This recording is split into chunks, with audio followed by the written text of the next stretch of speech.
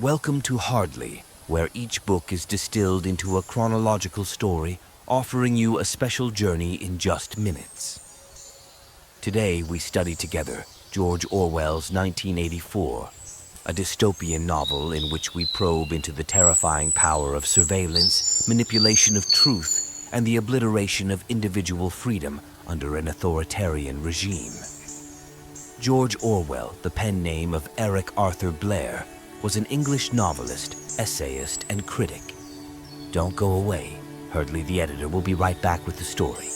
Winston Smith, a quiet, weary man, lives in a world where even his most private thoughts could betray him. In the year 1984, the state is all-seeing, and Big Brother's eyes are everywhere. The story begins with Winston trying to navigate life in Airstrip 1, formerly known as Britain, which is now just one province of Oceania.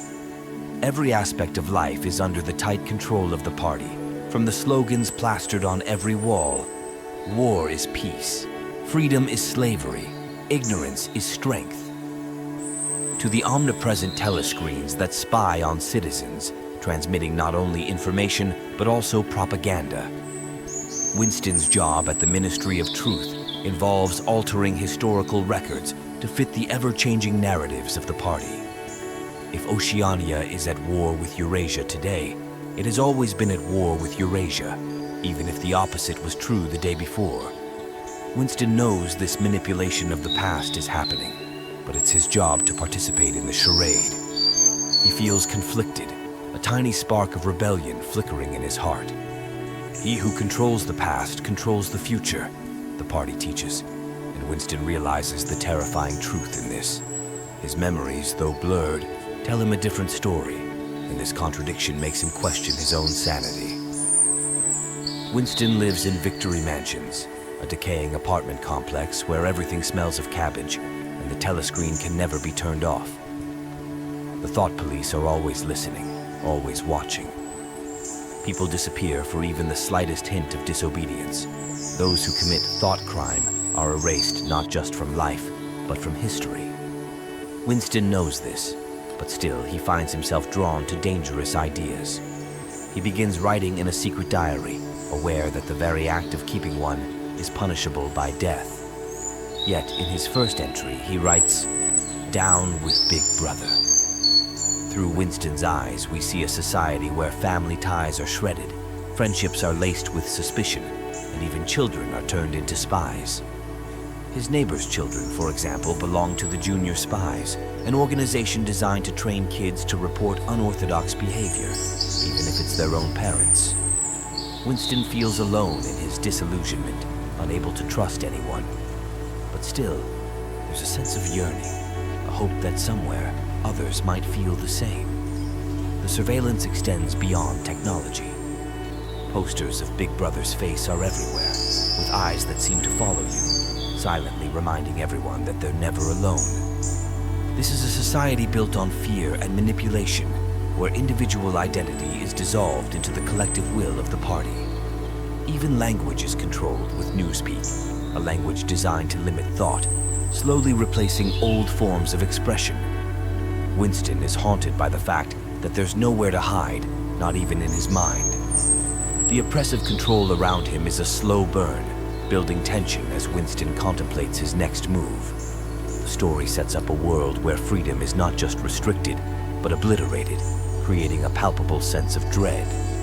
Winston's growing dissatisfaction hints at a deeper, unspoken rebellion within him.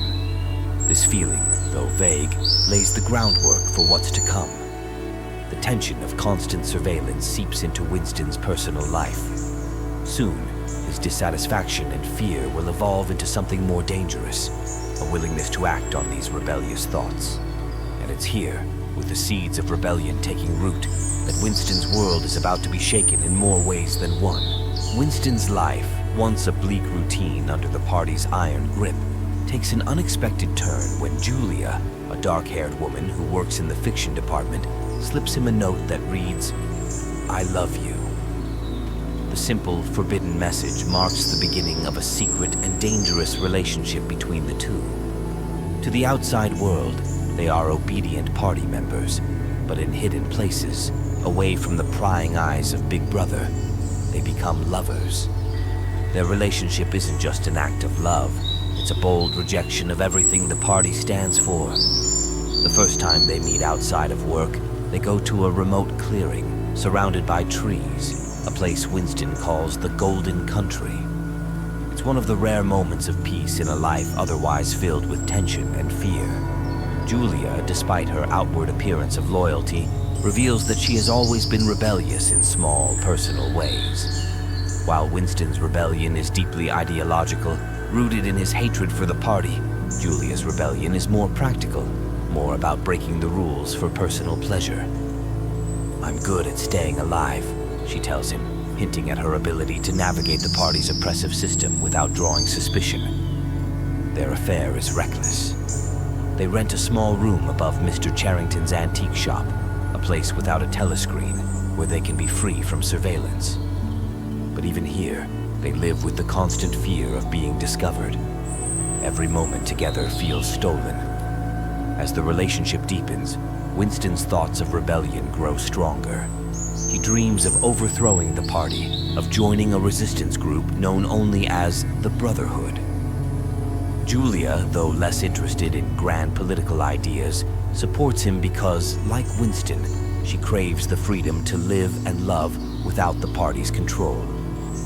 It's during this time that Winston has a significant encounter with O'Brien, a member of the Inner Party.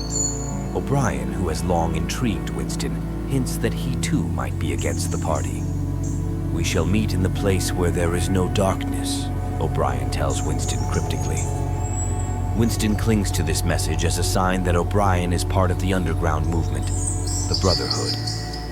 This fuels Winston's growing belief that the party can be defeated and that O'Brien will be the key to their rebellion. As Winston's love for Julia grows, so does his hatred for Big Brother. Together, they believe their private defiance could mean something, that the bond between them is a small but powerful act of resistance in a world where even thoughts can betray you. However, the tension in their story keeps building, because in this world, secrets never stay hidden for long. In the end, this section of Winston's life is not just about his personal rebellion, but also about the illusion of freedom. The stolen moments with Julia, the belief in an underground movement, and the hope that O'Brien might be an ally. All of this points toward the possibility of resistance. But as their relationship becomes more entangled, so too does the sense of impending doom. Winston is sure that he and Julia will be caught eventually. Yet he holds on to the belief that even if they are arrested, their love and rebellion will remain untouchable, a final act of defiance. As we move forward, we see the growing shadow of betrayal looming over Winston and Julia. The freedom they have fought for will soon collide with the harsh reality of the party's power. And with O'Brien's mysterious presence, we're left wondering whether Winston's rebellion will strengthen or shatter under the crushing weight of truth. Winston and Julia's secret life of rebellion comes to an abrupt end when they are betrayed by Mr. Charrington, the seemingly kind antique shop owner who is, in fact, a member of the Thought Police. The couple is arrested in 1984, their room invaded by guards. The telescreen hidden behind a painting had been watching them all along, waiting for the right moment. Winston is dragged to the Ministry of Love, a place infamous for its torture and re-education. Here, the true nature of the party's power begins to unfold. Winston is brought face to face with O'Brien, the man he believed was part of the resistance. But O'Brien isn't an ally. He's an agent of the party. His calm demeanor and intellectual presence now seem cold, as he explains that Winston's rebellion was always destined to fail. "We do not merely destroy our enemies, we change them," O'Brien tells Winston, outlining the party's true objective: absolute power. For the party, it isn't enough to control people's actions. They must also control their thoughts and break their spirits. What follows is a harrowing series of interrogations and torture sessions. Winston is subjected to physical pain beyond what he thought possible, his body and mind pushed to their breaking points. O'Brien systematically dismantles every belief Winston holds dear. forces Winston to accept the party's lies as truth, showing him how easily reality can be altered. If the party says 2 + 2 = 5, it is so. The goal is not just to make Winston conform outwardly, but to truly believe in the party's version of reality, no matter how absurd it is. The most horrifying part of Winston's re-education is Room 101, where prisoners are confronted with their worst fears. For Winston, it's rats. O'Brien knows this and uses it against him. In the end, Winston's will is broken when he begs for the torture to be inflicted on Julia instead.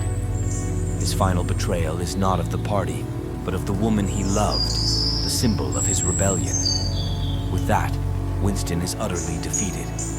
Once released back into society, Winston is no longer the man he once was. His rebellious thoughts have been erased, replaced with loyalty to Big Brother. He spends his days quietly, drinking victory gin and playing chess in the Chestnut Tree Cafe, waiting for the day the party will execute him. But by this point, it no longer matters. Winston, now a hollow shell of his former self, has accepted his fate.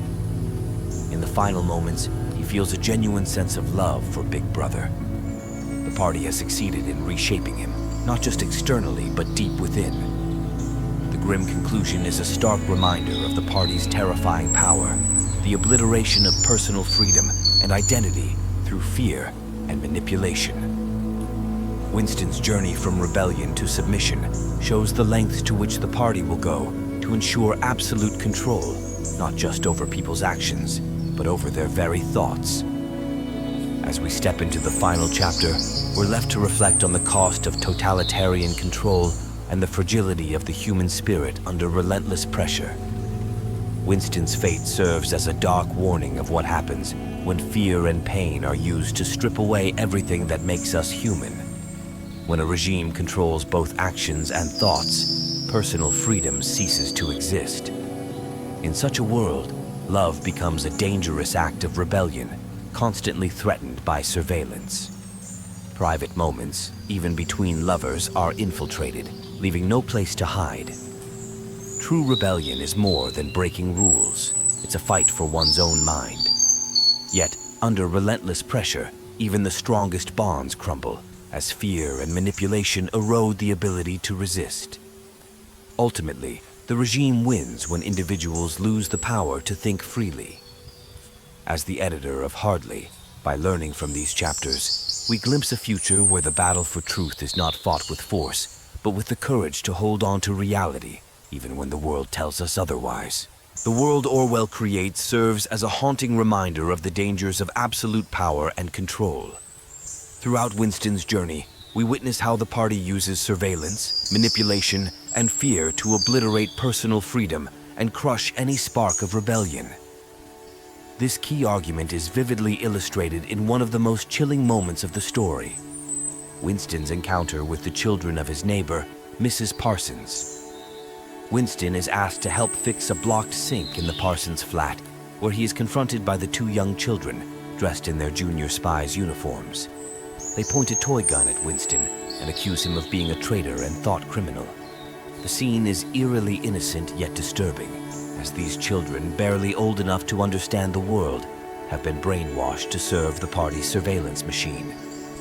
"You're a thought criminal," they scream, embodying the terrifying reach of the party into even the most personal spheres of life. It is not just adults who live in fear. Children are molded into tools of the regime, capable of denouncing their own parents. In the end, the party's success lies in its ability to dominate not only actions, but also thoughts, turning even love and family into instruments of control.